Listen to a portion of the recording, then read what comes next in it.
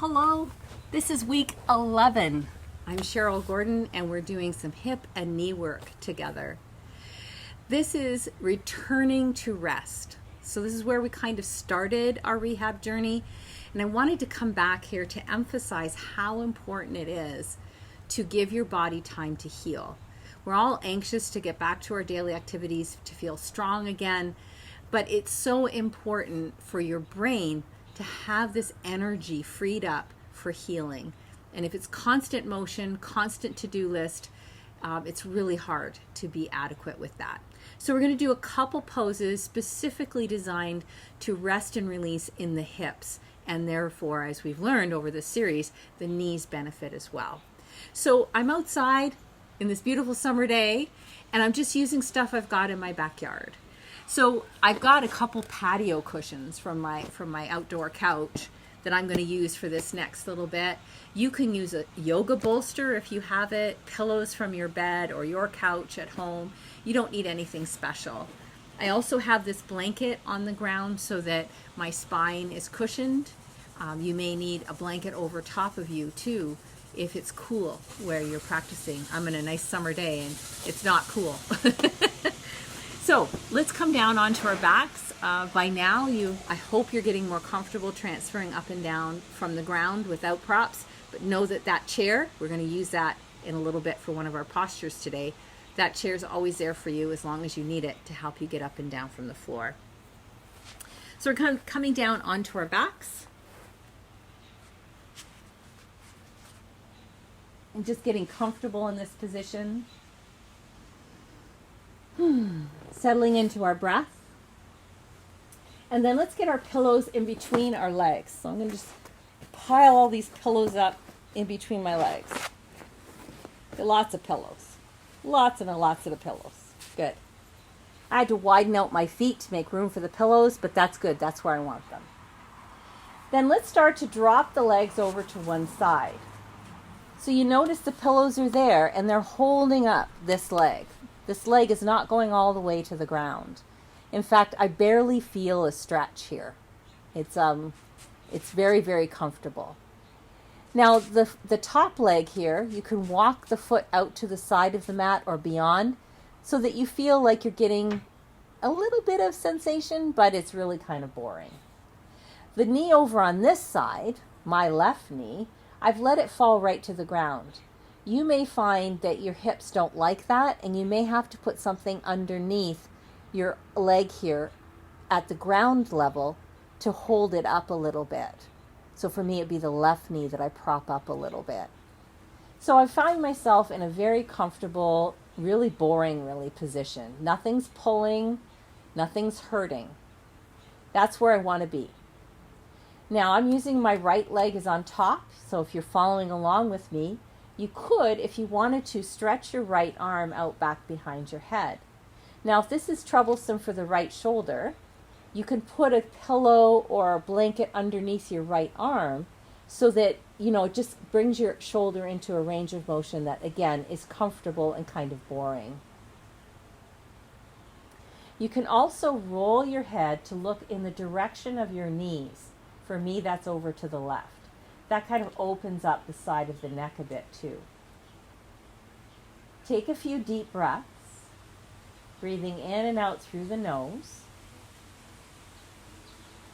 Focusing on your body from the outer knee. For me, it's my top knee is my right knee. So the right knee along the outside of my thigh to my right hip, the front of my right belly and rib cage and armpit, all the way up to my right ear canal. And do the best you can to really relax along that whole line. I've got some beautiful warm summer sunshine that's really helping me feel as though my muscles are liquid gold.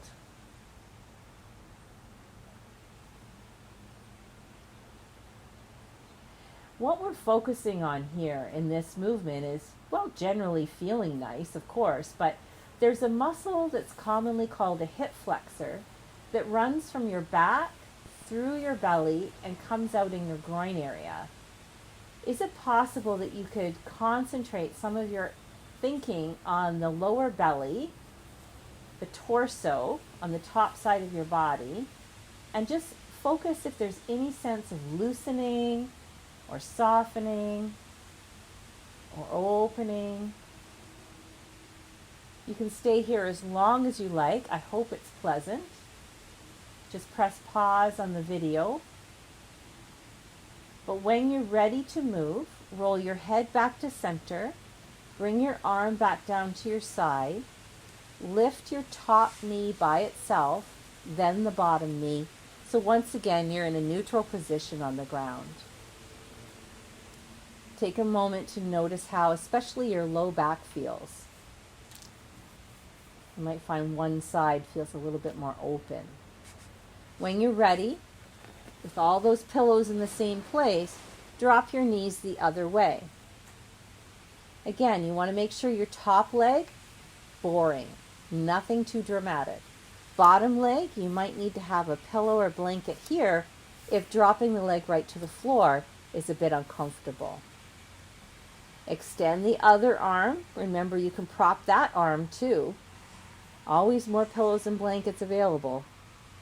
And you can roll your head to look in the same direction as your bent knees if you want to. Take a few deep breaths.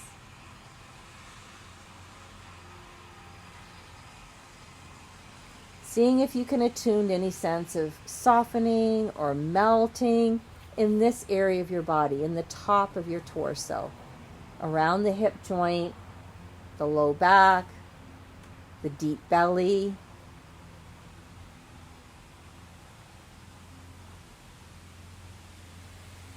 We want to be stretching from the outer knee on the top leg, through the outer thigh, hip, belly, armpit, right up to the ear canal at the top of your head.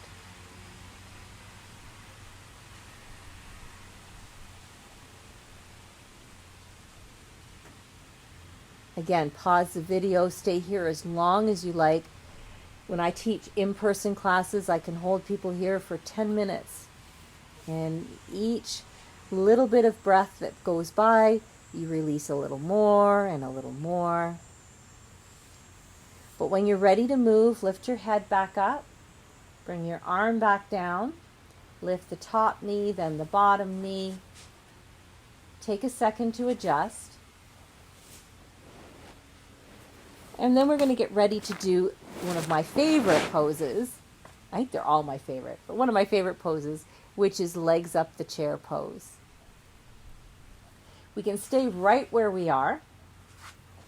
I'm just going to grab, I should have had it closer by, my TheraBand. You can be using your house coat belt, your tie, whatever you like. And I'm going to tie this around my calf muscles, the meaty part of my calves. We did this one time before at a different exercise, so it won't be the first time you've seen this. You use your belt or your tie. And then I want to take the chair and bring it closer so that the back of the chair fits into the crook of my knees. My legs are parallel. This is keeping my thigh bones just kind of floating in my hip sockets. The rest of my body can rest towards the ground. If it's cool in your space, you might want a blanket to cover you up. And if there's a very kind person that you live with, they might help adjust the chair for you and tuck you in with a blanket. You can let your hands rest on your belly if that's comfortable. And just noticing the rise and fall of the belly as you breathe in a natural and easy rhythm.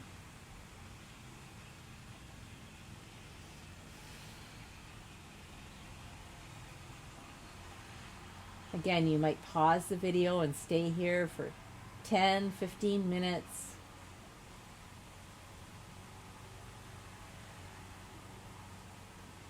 The longer you can relieve your body of uncomfortable sensation,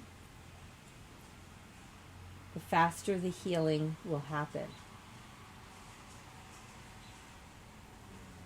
So rest is such an important component of your rehab program. It can seem a little counterintuitive,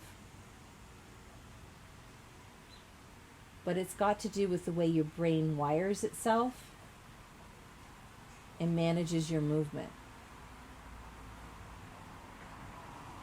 So finding a pleasant position for your body and holding it for a period of time calms our pain signals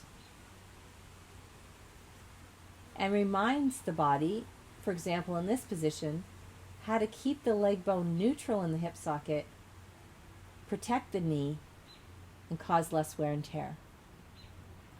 When it's time to leave the posture, you can just kind of push the chair back away, hopefully without pushing it over, rolling to your side, and taking all the time you need to come back up from the floor. I hope you've enjoyed your little rest interlude. This concludes our hip and knee series. I'd love to come back with some more work for you at a future date.